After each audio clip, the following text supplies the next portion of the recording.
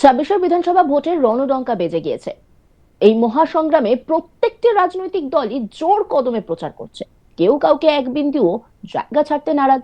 এই পরিস্থিতিতে দল ভাঙানোর রাজনীতি শুরু হয়ে গেছে। বাড়তি সুযোগ সুবিধা পাওয়ার আশায় বহু নেতা দল বদলাচ্ছে। এবার সেই তালিকায় আরো এক সংযোজন। মালদার কংগ্রেসের বুথ সভাপতি সহ 50টি পরিবার যোগ দিলেন তৃণমূল কংগ্রেসে। আর তাতেই ভোটের আগে তৃণমূলের বেশ কয়েক গুণ শক্তি বাড়ল ঘাসফুল শিবিরের। যদিও কংগ্রেসের দাবি তৃণমূলের পায়ের তলার মাটি যখন সরে যাচ্ছে তখন তারাই দল ভাঙানোর কাজ করছেন। জানা গেছে মোথাবাড়ি বিধানসভা কেন্দ্র থেকে সাবিনা ইয়াসমিন 2021 সালে জয়ী হয়ে রাজ্যের মন্ত্রী হন। 2026 সালে নির্বাচনে সাবিনা ইয়াসমিনকে মালদার সুজাপুর বিধানসভার প্রার্থী করা হয়েছে। মোথাবাড়িতে প্রার্থী করেছে নজরুল ইসলামকে। স্বাভাবিকভাবেই মোথাবাড়ি দখল রাখতে তৃণমূল ঝাঁপিয়ে পড়েছে। এরই মধ্যে তৃণমূলের শক্তি বৃদ্ধি করেছে কংগ্রেস থেকে বুথ সভাপতি সহ 50টি পরিবার যোগ দিয়ে মোথাবাড়ি বিধানসভার তৃণমূল প্রার্থী নজরুল ইসলামের কর্মী সভায় উপস্থিত হয়ে যোগদান করেন এলাকার কংগ্রেস নেতৃত্বরা। এসআইআর ইস্যুতে কংগ্রেস কোনো আন্দোলন গড়ে তোলেনি, বিজেপি তথা নির্বাচন কমিশনের বিরুদ্ধে গর্জে ওঠেনি। এই অভিযোগ তুলে তৃণমূলের যোগদান মালদার মোথাবাড়ি বিধানসভার উত্তর লক্ষ্মীপুর গ্রাম পঞ্চায়েতের কংগ্রেস নেতৃত্বদের। শামসুদ্দিন আহমেদ কি বলছেন তিনি শোনাবো আপনাদের। আমি কংগ্রেস থেকে আসলাম যে আমাদের যে এখন বর্তমানে এসব সমস্যা, সেখানে যে প্রচুর ভোট কাটা যাচ্ছে, সেখানে লড়াই করার জন্য আমাদের মুখ্যমন্ত্রী মমতা বন্দ্যোপাধ্যায় সুপ্রিম কোর্ট পর্যন্ত গেছেন। এই ভোটটা যেন না কাটে, সে যাকেই ভোট দিক না কেন, যেন ভোটটা যেন বেঁচে থাকে, অধিকার যেন ভোট প্রয়োগ করতে পারেন ওনারা, সেই জন্য যে লড়াই করছে সেটাকে আমাকে খুব ভালো লেগেছে। ওনার উন্নয়ন যেভাবে উনি করছেন সেটা আমার খুব পছন্দ। সেই জন্য আজকে আমি তৃণমূল পার্টিতে আমি যোগদান করলাম। কোন দল থেকে? আমি কংগ্রেস থেকে যোগদান না, আমার তো স্বাধীনতা আছে যে কোনো পার্টি করা। না, আমি আগে পদে ছিলাম, পদে আমি অঞ্চল কমিটিতেও ছিলাম, আমি বুথ প্রেসিডেন্টও ছিলাম। এখন আমি হয়তো ওই দীর্ঘদিন টাউন যাওয়ার জন্য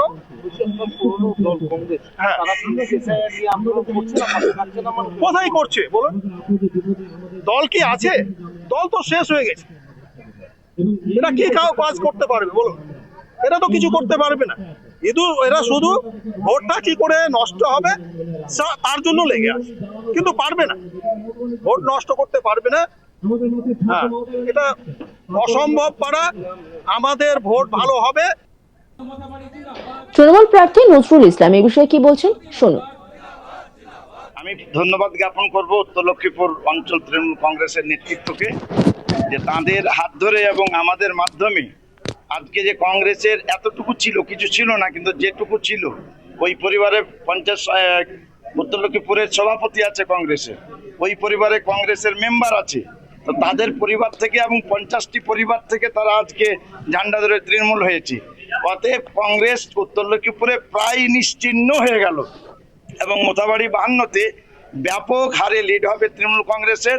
কেননা আমরা যেখানেই যাচ্ছি চারিদিকে মানুষের ব্যাপক উৎসাহ উদ্দীপনা। আলীনগরে বলেন, কালিয়াচক 1 বলেন, হামিদপুর বলেন, রাজনগর বলেন, পঞ্চন্দ্রপুর 2 বলেন, পঞ্চন্দ্রপুর 1 বলেন, বাঙ্গিটোলা বলেন, আজকে উত্তর লক্ষ্মীপুরে ব্যাপক উদ্দীপনা।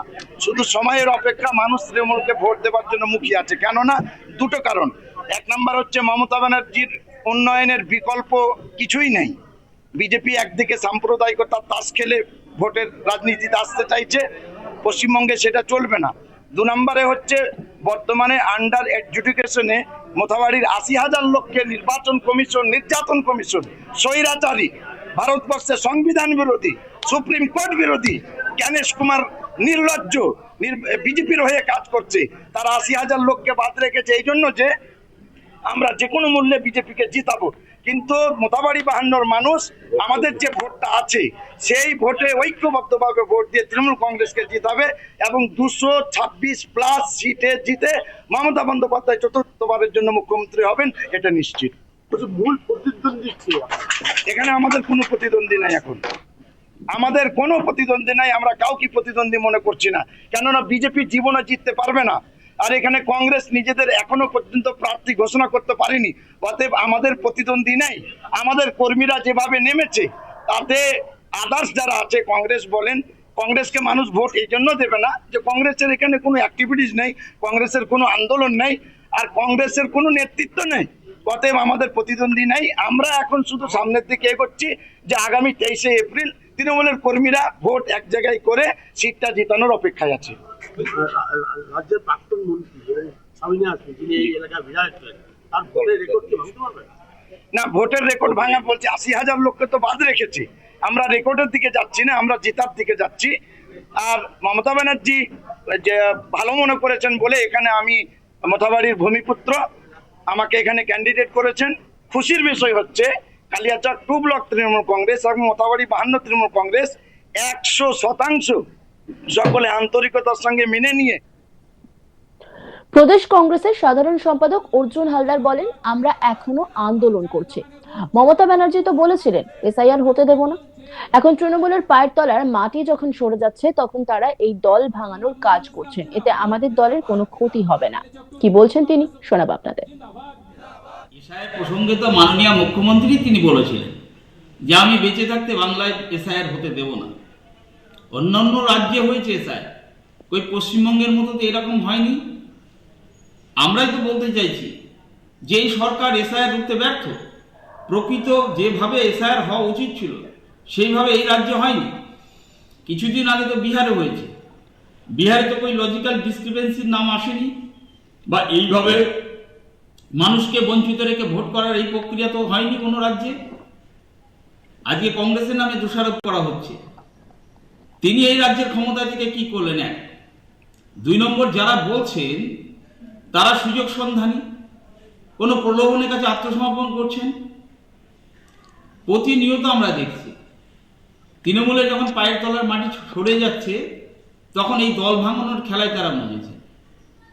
একটা কথা পরিষ্কার যে কিছু মানুষ হয়তো তারা হয়তো প্রলোভনের কাছে আত্মসমর্পণ করবে, কিন্তু সাধারণ যারা মানুষ, যারা তাদের ভোটাধিকার প্রয়োগ করে জনপ্রতিনিধি তৈরি করেন, সাধারণ আমজনতা নাগরিক, তারা কিন্তু এই দল ভাঙনের খেলা বিশ্বাস করছেন না এবং পছন্দ করছেন না।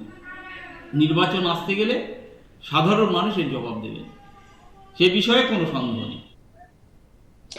সামনেই রয়েছে নির্বাচন, আর নির্বাচনের আগে দেখা যায় যে দল বদল হচ্ছে। এবারও তার ব্যতিক্রম নয়। 2026-এর নির্বাচনের রণডঙ্কা বেজে গিয়েছে, আর তার আগে দল বদলের যে পালা, সেই পালা কিন্তু অব্যাহত রয়েছে। আর এবারে যে ছবিটা সেটা দেখা যাচ্ছে মালদাতে। অন্যান্য খবরের আপডেটের জন্য অবশ্যই নজর রাখুন আজ তাক বাংলার ইউটিউব স্ট্রিমিং এ। লাইক, কমেন্ট, শেয়ার এবং সাবস্ক্রাইব করতে ভুলবেন না।